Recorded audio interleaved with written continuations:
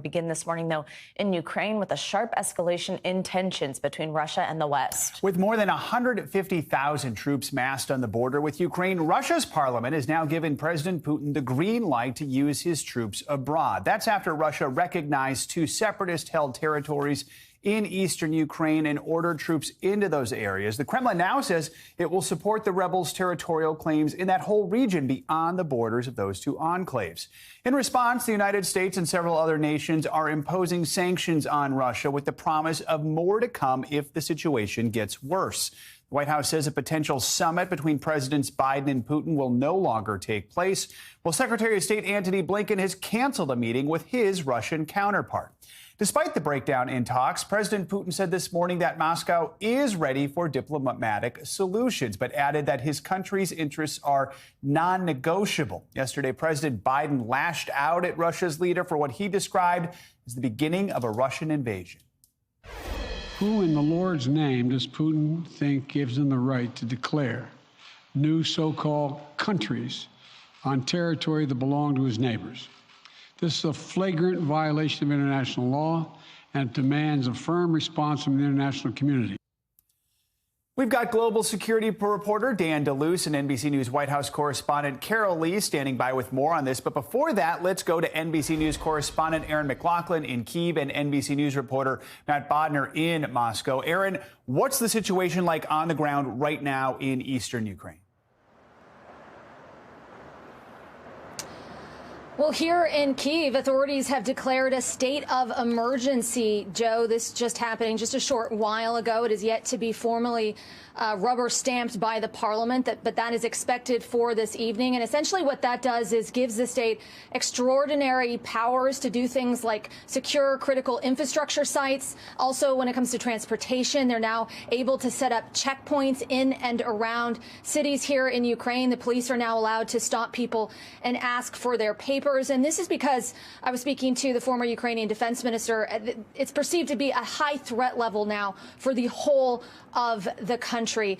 They think that this country is at a higher risk for potential terror attacks, potential hybrid warfare tactics. So this is really a marked shift in tone of what we've been hearing in late from Ukrainian authorities. Just yesterday, we heard from the Ukrainian president in the morning say that he does not think there's going to be a wider war with Russia. And by the end of the day, he was calling up the reservists. So Ukraine is getting on a war footing, and all eyes continue to be on the Donbass region, where there has been violence in the overnight hours, killing at least one Ukrainian soldier and a civilian, that according to the Ukrainian military, Joe. So, Matt, let's talk about what's happening in Russia. Moscow is now recognizing not just the separatist-controlled parts of eastern Ukraine, but that whole region, which is known as Donbass.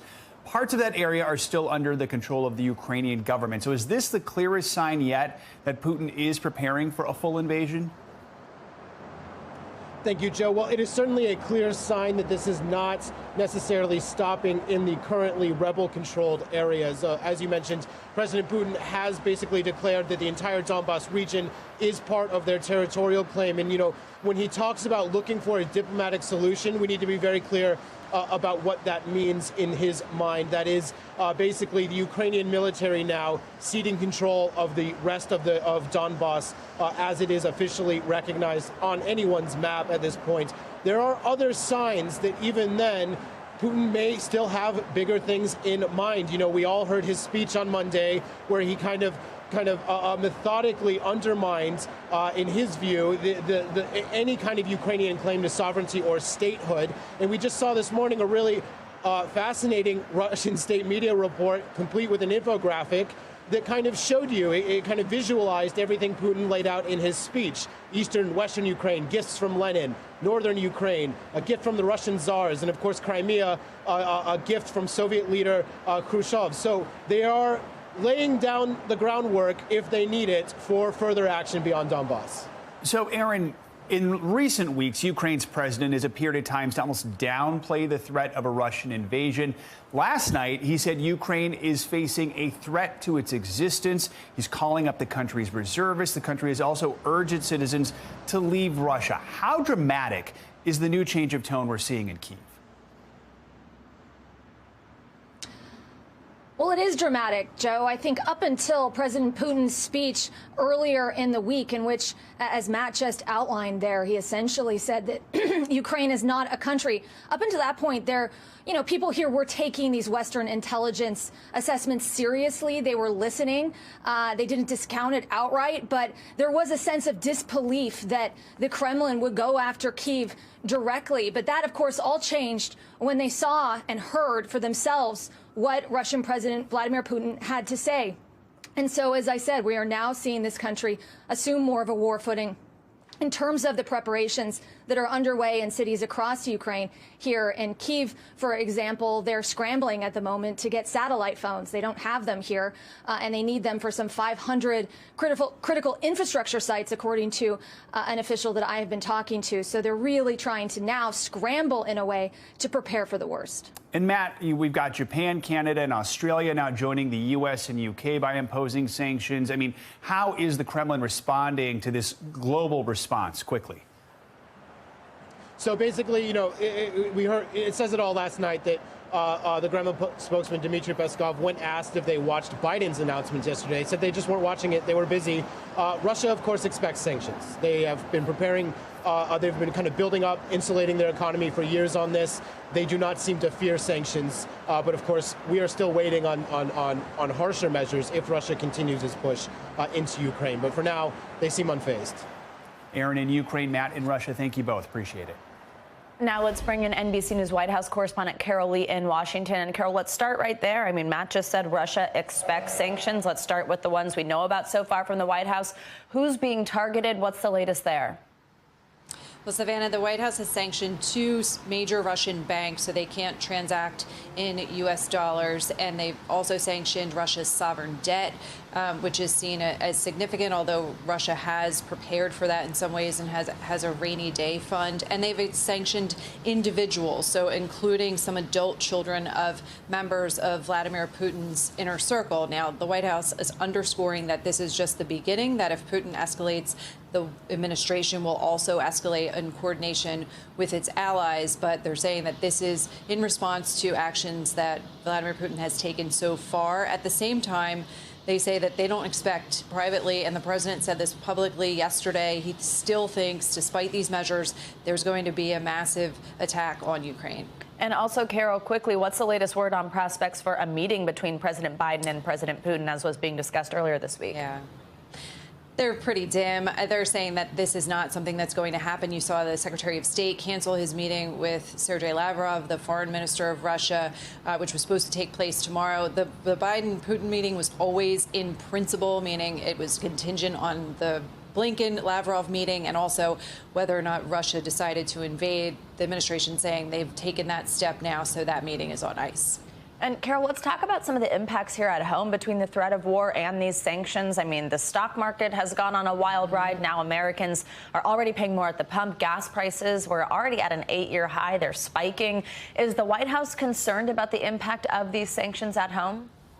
Very concerned, Savannah, and you're going to hear more and more of them talking about this. They're having discussions inside the administration about how to address this. You see Democrats on Capitol Hill really worrying about this. There's been some effort to try to maybe temporarily roll back the gas tax. That is running into headwinds on Capitol Hill, but the administration is looking at all sorts of options. They're not saying at the moment what exactly those might be. But remember, the president is set to deliver a State of the Union in a week, and that is a huge audience. And so you can imagine that he would like to have something to say about this issue that's impacting so many Americans. Absolutely. And quickly, Carol, before I let you go, I have to ask you about former President Trump. He's blasting President Biden's handling of the situation in Ukraine while praising Putin's justification for his move. First, let's take a listen. I went in yesterday and there was a television screen, and I said, this is genius. Putin declares a big portion of the Ukraine. Putin declares it as independent. Oh, that's wonderful. So Putin is now saying it's independent, a large section of Ukraine. I said, how smart is that? And he's going to go in and be a peacekeeper. That's the strongest peace force I've ever seen. There were more army tanks than I've ever seen. They're going to keep peace all right. So how is the Biden administration reacting to these comments?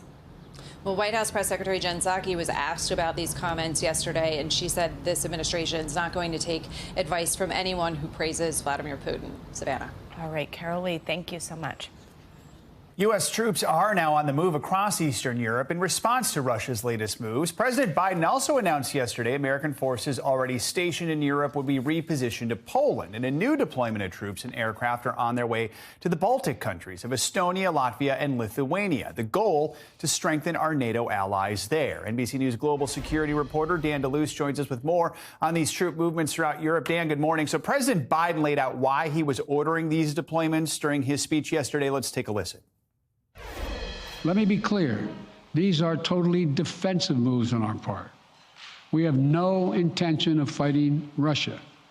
We want to send an unmistakable message, though, that the United States, together with our allies, will defend every inch of NATO territory and abide by the commitments we made to NATO.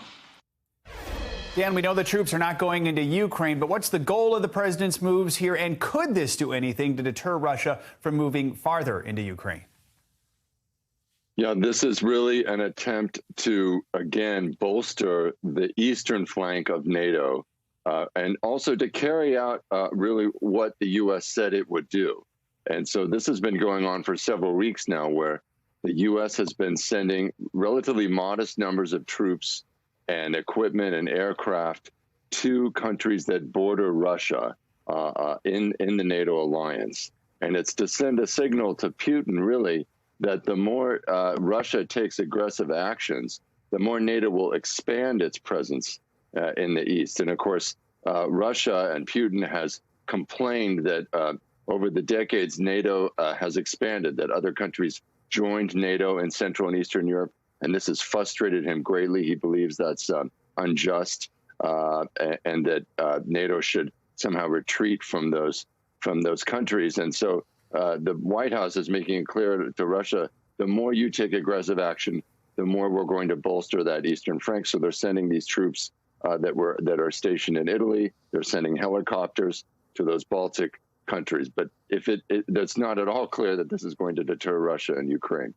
How important is this to NATO countries and really to Europe as a whole? It's incredibly important to those countries in Central and Eastern Europe. Those Baltic countries, Lithuania, Estonia, Latvia, they feel extremely vulnerable. They had very unpleasant history with Russia, Poland as well, and they very much were asking for this kind of reinforcement. And so that's what we've been seeing now for several weeks. This is the latest step in that reinforcement, shoring up the eastern flank. It's not much comfort, obviously, to the Ukrainian government. They're on their own in terms of fighting Russian forces. And Dan, we know the Pentagon has told additional troops in Europe to stay on high alert for a potential deployment into the eastern part of the continent. Quickly, why has the White House not moved some of these forces into the region yet? I think what you're seeing there is that there will be a NATO decision by all the NATO member states. These have been U.S. unilateral moves we've been talking about, but NATO as a whole will probably meet and deploy a NATO response force that would be all the members of NATO contributing to that force. I think if we see a wider invasion by Russia, more dramatic action there, then you would see a larger deployment of U.S. and other NATO troops all along that eastern border. All right, Dan DeLuce, as always, thank you. And to round out our coverage of this crisis this hour, let's get reaction from William Taylor. He's the former U.S. ambassador to Ukraine and vice president of Russia and Europe at the U.S. Institute of Peace. Ambassador, thank you so much for joining us. Your perspective is so appreciated this morning. So first, to kick us off, I want to first play what Secretary Blinken had to say about Vladimir Putin at his press conference with Ukraine's foreign minister yesterday. Let's listen. His plan all along has been to invade Ukraine, to control Ukraine and its people, to destroy Ukraine's democracy, which offers a stark contrast to the autocracy that he leads, to reclaim Ukraine as a part of Russia. That's why this is the greatest threat to security in Europe since World War II. Ukraine is in danger.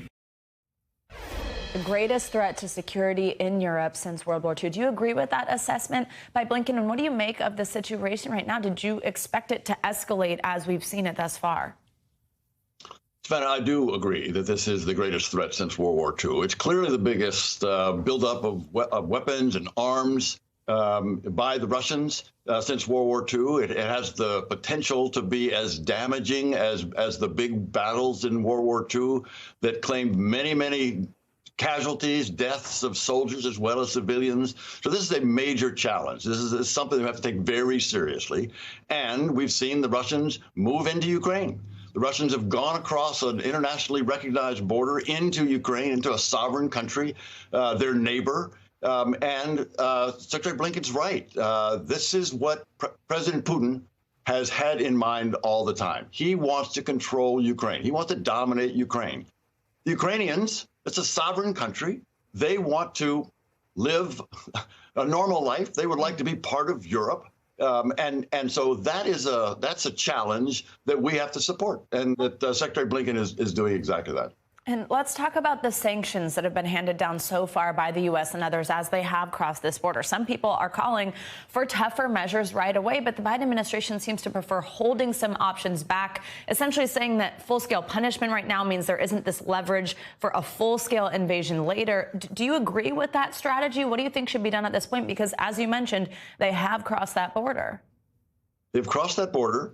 They've moved into a territory that they've controlled for 8 years. So that means they haven't actually confronted in a military way. They haven't been fighting. The Russians have gone into an area that is not contested, that they have gone in without a battle. The next step would cause the big battle that we're concerned about. And while we want to punish. We want to demonstrate that we can push back on this aggression, this invasion that has already happened. We also want to demonstrate that we can do a lot worse. He has gone in there, but he can do a lot worse, and then we can do even worse than that. Before I let you go, I do want to ask you about that meeting that was on the table, has since been called off, between President Biden and President Putin. And Secretary Blinken canceled this meeting with his Russian counterpart. I mean, diplomatic efforts seem to have thawed. Have we reached the point of no return here, or is there still a path to avoiding war? It's up to the Russians, Savannah. It's up to the Russians. They have demonstrated so far that they're not serious about any kind of a negotiation or a way to, like civilized nations do, sit down around a table and address concerns. They've not shown any indication. They're not serious. Therefore, it's up to them. I think Secretary Blinken has indicated he's willing to get together with his counterpart, Lavrov. But so far, there's no indication that Lavrov is serious. Former Ambassador William Taylor, thank you so much. Again, your perspective is appreciated this morning. Thank you. Jury deliberations will get underway this morning for 3 former Minneapolis police officers charged with violating George Floyd's civil rights. Closing arguments wrapped up yesterday in the federal trial for the officers who were on the scene when Floyd died. NBC News correspondent Megan Fitzgerald has the latest on the case. Jurors listened to testimony from more than 30 witnesses called by the defense and the prosecution. But now this trial is coming to an end. The fate of 3 former Minneapolis police officers will soon be in the hands of a jury after both sides delivered closing arguments in the federal civil rights case. The prosecution making the case that these officers knew George Floyd needed medical help and didn't act, arguing that defendant Tu Tao stood for 6 minutes and stared at Officer Chauvin and George Floyd, and J. Alexander King was afraid to speak up to Chauvin despite checking Floyd's pulse twice and not finding one. Thomas Lane was holding down Floyd's legs, choosing not to stop the horror unfolding right under his nose. Legal experts say the prosecution has to prove willfulness, that the officers intended to break the law. How difficult of a case is this for the prosecution? This is a tough case for the prosecution because the government has to prove what was going on in the mind of these 3 defendants, that they knew that Officer Chauvin was acting illegally. All 3 defense attorneys told jurors their clients didn't know Chauvin was committing a crime, and they deferred to Chauvin because he was the senior officer. Officer Lane testified that he did everything he could to help Floyd, even asking twice if they should roll him over. Lane said, "I remember Mr. Chauvin saying he is good like this when I said I was concerned." While Tao told jurors he was relying on the other 3 officers to care for Floyd's medical needs while he controlled the crowd. But it will be up to the jury to decide if the prosecution proved its case. The jury will get instructions first thing Wednesday morning and then start deliberations. Back to you. Megan Fitzgerald, thank you so much. And now let's get a check on your Morning News Now weather. Michelle Grossman is back with us this morning. Hey, Michelle. Good morning, guys. And we are looking at the second punch of our 1-2 punch for this winter storm, the 2 winter storms. So let's show you radar because it kind of tells the whole picture, and then we'll get into specifics for this second storm. So you see the rain out in the Tennessee Valley. That's from our first storm. That is going to move off the coast today. In the middle, you see some sleet, some freezing rain, some lightning strikes, which is pretty cool, in parts of Texas, Oklahoma City. That's the piece of energy that's associated with that low that's spinning in the southwest. That is our second winter storm that we will be watching today through Friday. So as we go throughout time here, we're going to see winter weather alerts, and we have them in place already. 47 million impacted by a winter weather alert. Your pink is your winter storm warning, the white a winter weather advisory.